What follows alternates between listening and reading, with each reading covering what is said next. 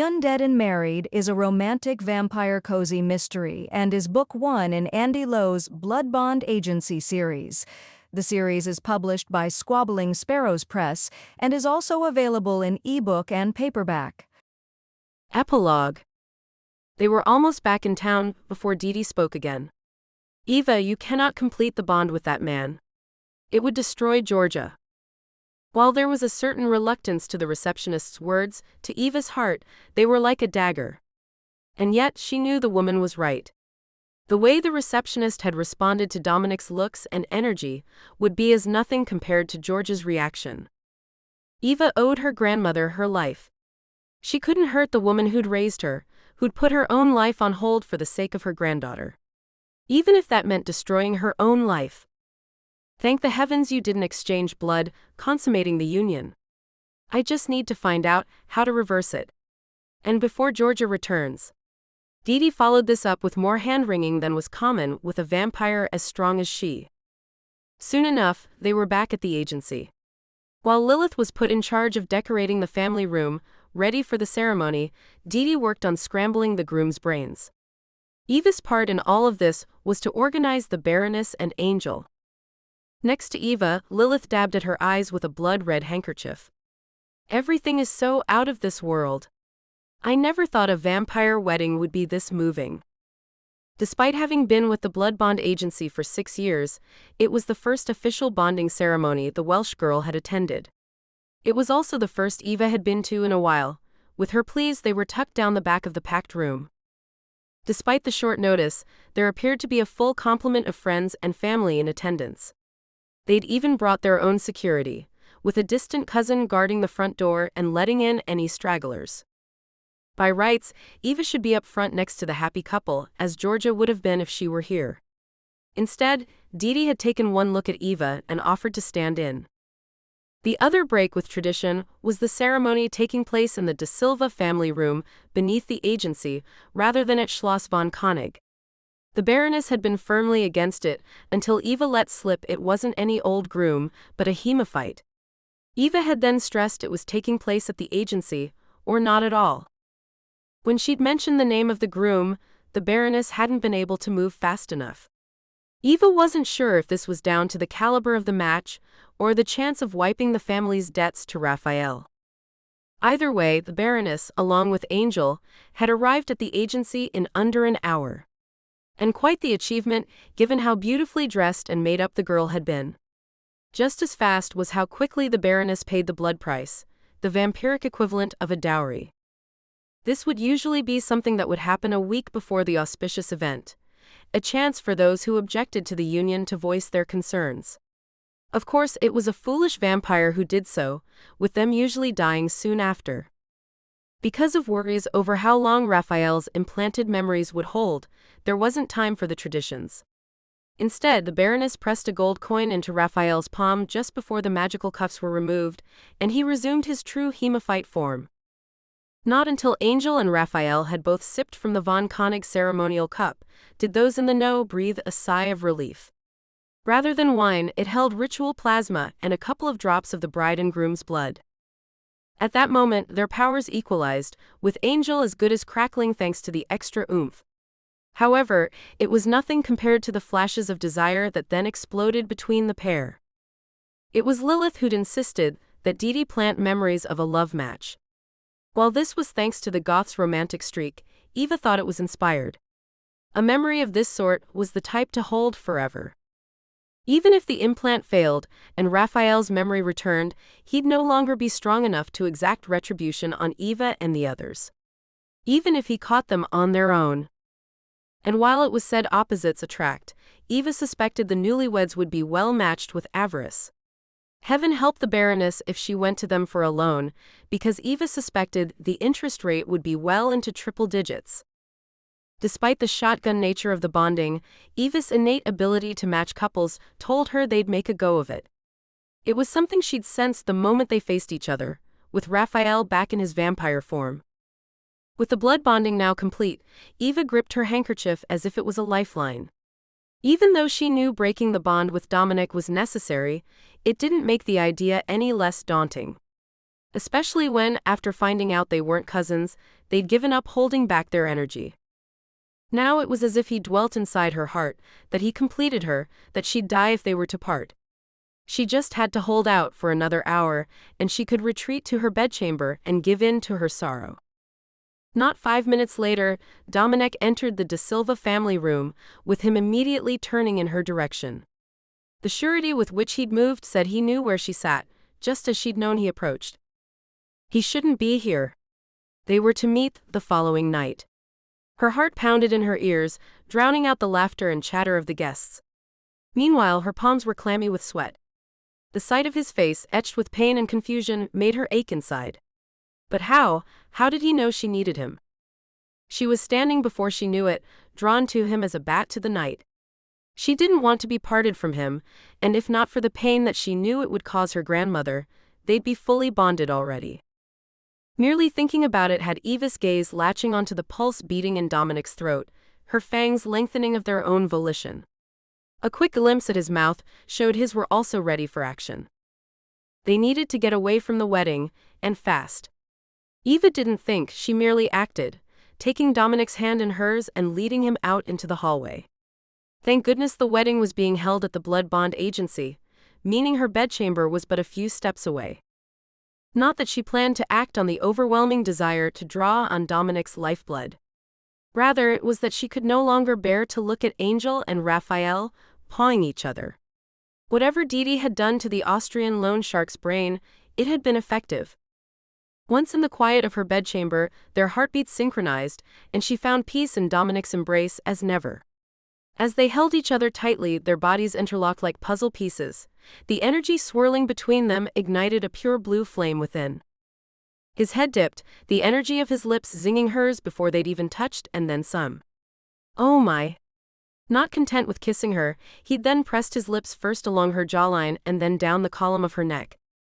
When his fangs grazed her artery, she lost the ability to stand, and he swung her up into his arms. She couldn't do this. She wasn't strong enough, she was only hemophyte, with her desire for Dominik close to incinerating all thoughts of upsetting her grandmother. Dominik, I can't. My grandmother. A sob burst free, followed by another. Gently, he put her back down on her feet, although he didn't let go, making it even harder for her to say what she had to. What? What's wrong? He smoothed her hair back from her forehead before brushing his thumb across her trembling bottom lip. You can tell me, Eva. You can tell me anything. How wrong he was, and by the time she'd stumbled through why they couldn't remain bound, it was as if she'd slapped him. His face was rigid with shock and pain, his eyes dark pools of hurt. Soon enough, his arms dropped back to his side, leaving her bereft and unsteady on her feet. As Eva looked up at him, it was as if a large hand crushed her heart, squeezing the life force out a droplet at a time. Of course, Georgia will help you find a blood bond on her return. Now he didn't so much look hurt as furious, leaving her floundering. There's just one problem, my dearest Eva. He paused for a shared heartbeat before he pressed on. The Zilonkas, we bond for life. And then, as if to prove exactly how strong their bond was, he dragged her tight against his muscled chest and kissed her again. This time, however, he claimed her mouth and branded her soul. Wave after wave of his energy flashed through her, sparkling like sunlight on the river, rippling over every nerve ending in her body, leaving her desperate for more. And then he left, leaving her breathless and confused, wondering what had just happened. Her heart hammered in her chest, while the remnants of his energy still eddied throughout her body. She had experienced nothing like it, and couldn't deny she wanted more. So much more. She wanted all of him, body and soul. But he had left without a word, leaving her wondering if she would ever see him again. And yet she couldn't shake the feeling that something had changed between them, that their bond had grown even stronger, and that there was much more to come. Late the following day, Eva once again faced the family crypt, with earlier visits telling her it was pointless. She didn't even need to touch the metal to know it was lifeless. Whatever Dominik had done to her the night before, it had changed how she manipulated her energy. Without him beside her, she was as inert as the crypt door. Eva could only hope Georgia De Silva could open the door on her return the following day. With Raphael's brain scrambled, they couldn't ask him about the spell, leaving Sebastian the only one in possession of this knowledge. Visiting him at All Hallows Keep, the prison for paranormals, was something Eva wanted to avoid at all costs after hearing about the place from Dominik and the others. The thought of losing her powers when she crossed the barrier between this world and that was enough to have her scalp prickling.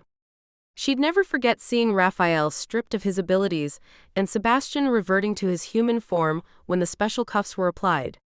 It wasn't something she wanted to experience firsthand. What if it couldn't be reversed?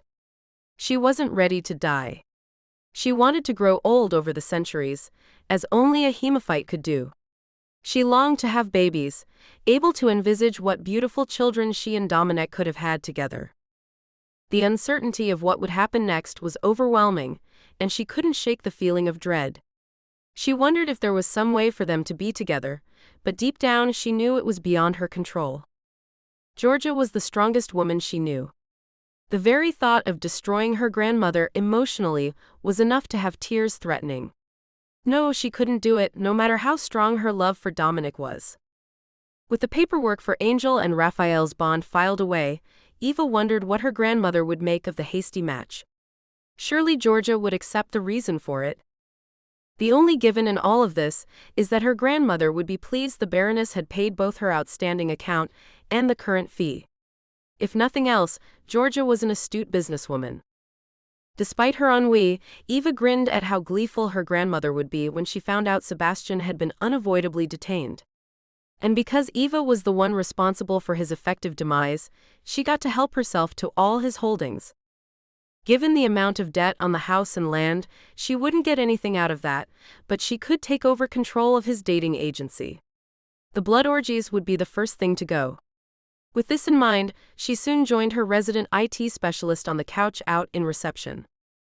Lilith, how do you feel about helping me run Love Bites after George's return? Lilith was all for it. Even Dee said that she thought it was a good idea. It'll be experience for when you take on the full-time running of BBA. They were getting ready to head downstairs to sleep when a pile of mail landed on the mat next to the front door. Lilith, as the youngest, was the one to retrieve what would no doubt prove to be flyers and bills. On her return, she came close to walking into the coffee table. Rather than looking where she was going, she was reading a postcard of the Parthenon. Eva could do nothing about the sinking feeling that hit her. Her grandmother never sent mail when she was on vacation. Never. Upon hearing Lilith's gasp, Eva held her hand out, beckoning for the girl to hand the colorful card over. A quick look at the picture on the front, and Eva flipped the postcard over. It didn't take her long to read the vampiric equivalent of "missing you, wish you were here." Added to this was Georgia commenting that she'd heard Eva was doing a wonderful job of running the agency, and proving herself more than capable of completing matches. And because of this, Georgia was extending her vacation. By a month, Eva read on. Or so. She was unaware of having shouted this last bit, until she saw both Lilith and Dee had their hands over their ears. Eva's gaze swung between the pair before she focused on Dee. You? Did you tell my grandmother I was managing everything perfectly? Despite still having her hands over her ears, Dee shook her head in denial. Eva flicked the postcard deftly into the air. Then, despite her energy being hit and miss since her meld with Dominik, she shot it with a burst of energy that saw the postcard go up in flames. She'd never been as annoyed in all her life.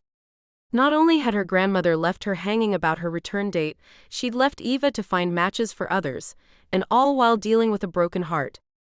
She was sitting there fuming when it was as if she'd been run over by Gertie. Wave after wave of energy rippled through her, leaving not 1 inch of her body untouched. She recognized Dominik's essence immediately, her body responding as ever. He had to be nearby for it to be this strong. She surged to her feet. It was time he found out she was every inch as formidable as her grandmother.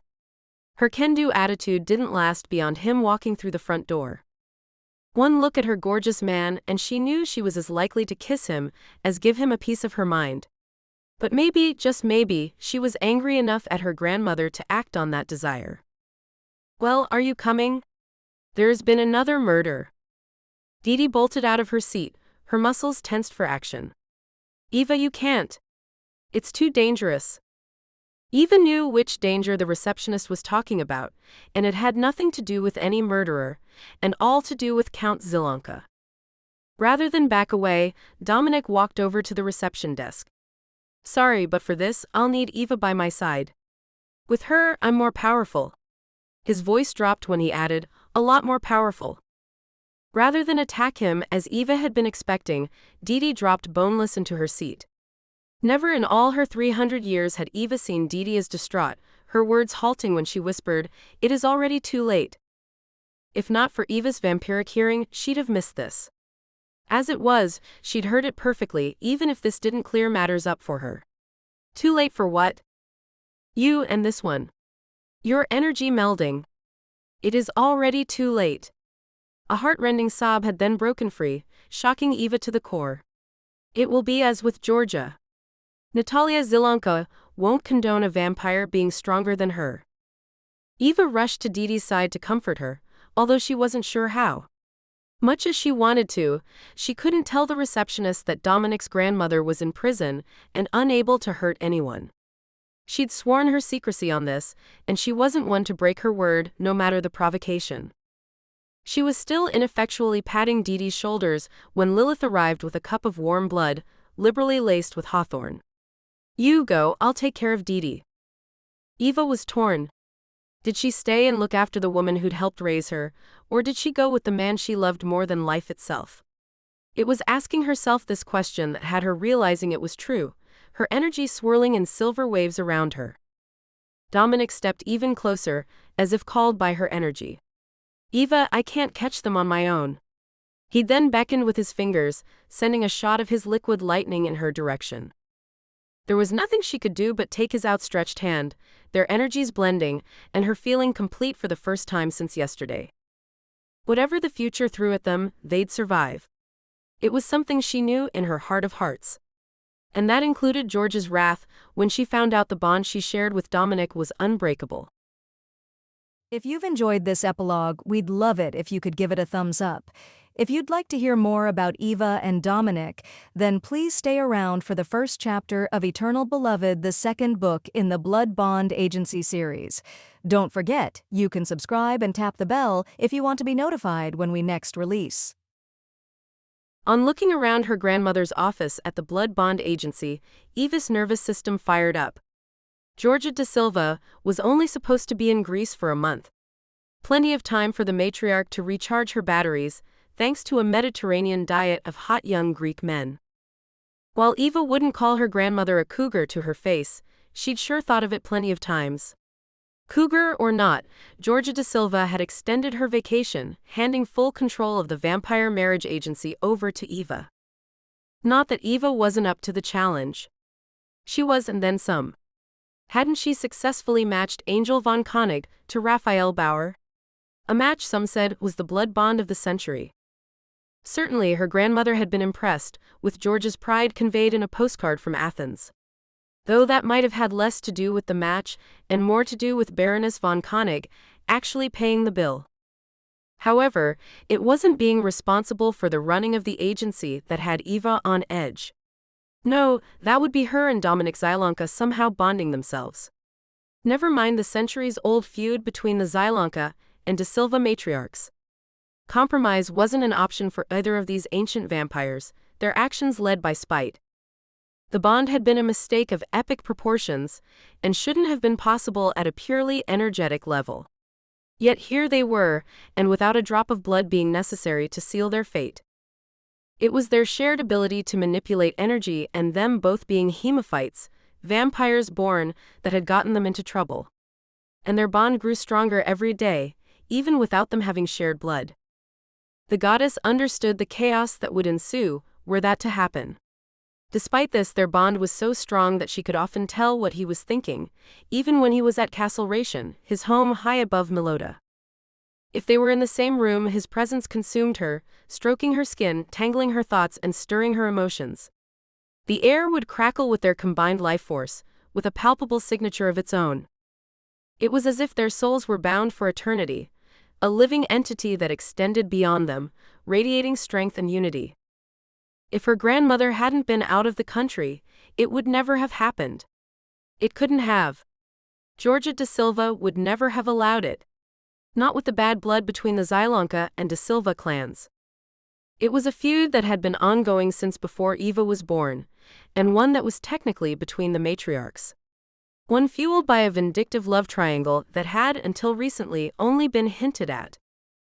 However, with Georgia away, there had been a temporary void in the ongoing strife, one not helped by Eva's reaction when she had first laid eyes on Dominik. After that, she couldn't think straight. It wasn't as if it was her feud, and with Georgia out of town, it was all too easy to ignore it. Well, it would be if it weren't for Didi's constant, if sometimes unspoken reminders. Even when the De Silva matriarch was in residence, Eva restricted her support of the feud to a series of non-committal ahas. And in her defense, when Eva had first met the delectable vampire, she hadn't been sure why Georgia was dark on Natalia Zilonka. Eva now understood why her grandmother couldn't let it go. The very thought of someone taking Dominik away from her using dark magic had pain radiating in Eva's chest. She was busy rubbing the ache away when her phone rang, with a glance at the screen showing her it was Dominik. In an instant, she forgot about the throbbing in her chest and answered the call. He didn't give her a chance to say hello. "Eva, are you okay? Tell me you're okay." His words were tight, rushed, anguished. They also let her know she wasn't alone in being able to sense her accidental bond's emotional state. I'm fine. Are you sure? My heart, Where did she even begin? If their bond was to be broken as it must, she shouldn't be encouraging him. This was especially so after he'd declared that as a Zilonka, he bonded for life. She wasn't sure how long that would be after Georgia heard of their union. Eva's grandmother was definitely strong enough to take on Dominik Zilonka and win. The thought of the man who held her heart in his hands being killed had tears threatening. He was quick to sense that all was not well. Only after forcibly centering herself and calming her very essence did she convince him she was fine. How long must she maintain the pretense? It couldn't continue, not now that Eva realized how much their being bonded would hurt Georgia. It was Didi who'd confirmed this.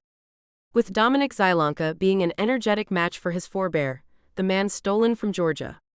His very presence would hurt her grandmother immeasurably.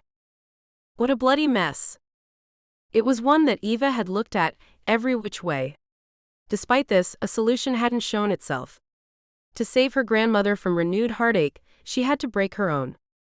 She was jotting yet more notes on a pad when Didi walked in, placing a cup of warm blood on the coaster next to it. Thanks, Dee. Rather than leave, the receptionist and agency enforcer sat in the visitor's chair. It hadn't been until Eva was left in charge of the blood bond agency that she'd learned of Didi's hidden depths. It didn't matter that the woman had been a constant in her life since birth. When Sebastian Draco framed Eva for murder, she'd learned the full extent of Didi's talents.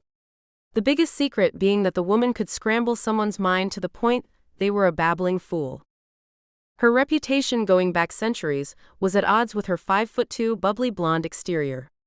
Taken at face value, you could dismiss her as an airhead, when in fact, that's what you'd be if you underestimated her. The diminutive blonde took a sip of her warm drink before tipping her head toward the lined pad in front of Eva. Have you come up with anything? Eva read through her scribbles for what felt like the 100th time. They made less sense now than they had when she'd first jotted them down. It was a hopeless situation, and yet one that she had to solve. She'd do anything to avoid hurting her grandmother. Nothing that will work. She dropped her pen next to the pad with a clatter, momentarily defeated. She didn't want to be parted from Dominik. Never mind a broken heart, their bond being destroyed had the potential to kill her energetically. And why? Because to save his life, she'd gladly part with hers. Do you want another cup? This query from Didi alerted Eva to her having finished the first one. Yes, please. Despite Eva not having to drink blood every night to survive, it helped her to think, although not so much tonight. Didi off to the kitchen, Eva went back to scribbling notes on her pad. Her ideas ranged from straightforward to out of this world, with none of them workable. She'd filled her pad to the point there was no space left before she drooped forward, resting her forehead against the desk. She hadn't moved when Didi put another cup of blood on the coaster. However, it wasn't until Eva turned her head to the side that she spotted the postcard next to it. There was only one person in her life who sent postcards rather than emails, and that was her grandmother. She sat bolt upright in her chair, her hand resting on the thin card. Of concern was it being of the pyramids. Wasn't Georgia in Greece? Do I want to know what it says? A peek at Didi's expression was answer enough. Eva sighed as she read of Georgia's adventures, her frustration mounting. Running the blood bond agency was never part of Eva's plans, but with her besotted parents not around, there'd been no option. It was that, or her grandmother canceling her vacation, and that never happened. However, when Eva agreed to step in and help, Georgia had only planned on being away for 2 weeks. Then she'd pushed it out to a month, and now? Now her grandmother had followed some vampiric King Tut wannabe to Egypt. Oh, and she planned on being away for 3 more months, perhaps longer. Honestly, if Eva read between the lines, she could hear Georgia giggling like a lovesick teenager. But the real kicker was there was no way for Eva to reach her grandmother. To tell her that Sebastian Draco had stolen the chronicle using borrowed magic. And that he'd somehow locked the crypt on his way out, and try as she might, Eva couldn't reopen it. As annoyed as she was with everything, Eva might even go so far as to not tell her grandmother she'd retrieved the chronicle. Let the woman panic as much as Eva had. The enormous leather-bound tome that held the names and details of all eligible vamps within a 500-mile radius was beyond price. It also held the sort of information that could kick off wars. It was for this reason they kept it under lock and key. At least they had until Sebastian Draco messed with the lock on the crypt. Nowadays, Eva had the priceless heirloom stashed down the back of her walk-in wardrobe. However, the tome potentially being at risk paled when compared to the last line on George's postcard. The writing was so small, Eva had to squint to make out the words, their illegibility doubtless on purpose. She wants me to take over running the agency permanently? After flicking the offending postcard up in the air, Eva hit it with enough energy to have it bursting into flames. Although not for long, with Didi putting it out with a burst of the fire extinguisher, a recent addition to Eva's office. Her office? It was true, thanks to George's edict, she was no longer sitting in her grandmother's office but her own. It was enough to bring her back to earth with a bump. Enough of a bump that when her phone rang soon after, Eva didn't bother saying hello, rather she answered with a curt, "No, I'm not okay. Come get me." Eva was slumped in her office chair when Dominik screeched to a halt in front of the agency. Not 5 minutes had passed since he'd called, saying he was already on his way when he called the second time.